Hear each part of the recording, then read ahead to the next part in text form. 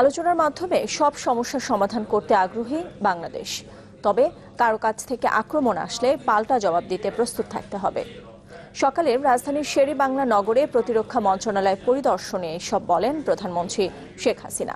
বলেন, কারোর সাথে যুদ্ধ নয়, শান্তিপূর্ণ পরিবেশ চাই। শান্তিরক্ষা মিশনে যেতে আগ্রহীদের পারদর্শী হওয়ার পরামর্শ দেন তিনি।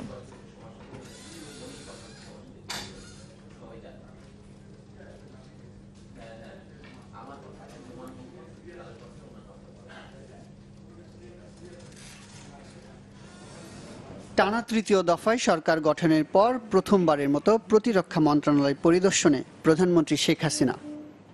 শেরেবাংলা নগরে তাকে শুভেচ্ছা জানান মন্ত্রণালয়ের কর্মকর্তারা। এ সময় আওয়ামী লীগ সরকারের সময় প্রতিরক্ষা বাহিনীর উন্নয়নের নানা বিষয় তুলে ধরেন প্রধানমন্ত্রী শেখ হাসিনা।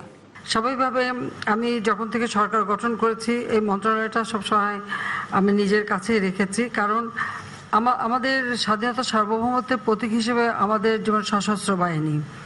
সশস্ত্র বাহিনীর কর্মকর্তাদের উদ্দেশ্যে প্রধানমন্ত্রী বলেন, যুদ্ধের জন্য নয়, শান্তির জন্য প্রস্তুত থাকতে হবে।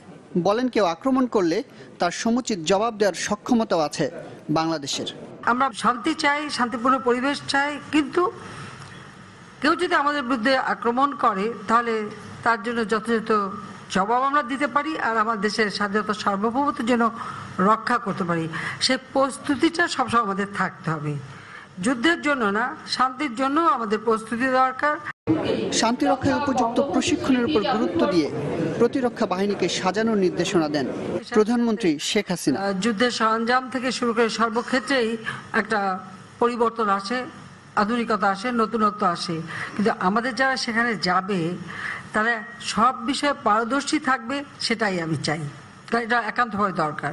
সেভাবে প্রশিক্ষণের ব্যবস্থা করা এবং সেই ধরনের সরঞ্জামাদি সংগ্রহ করা এবং তাদেরকে ট্রেনিং দেওয়া এবং উপযুক্ত করে গড়ে তোলা। আনিসুর রহমান, চ্যানেল 24, ঢাকা।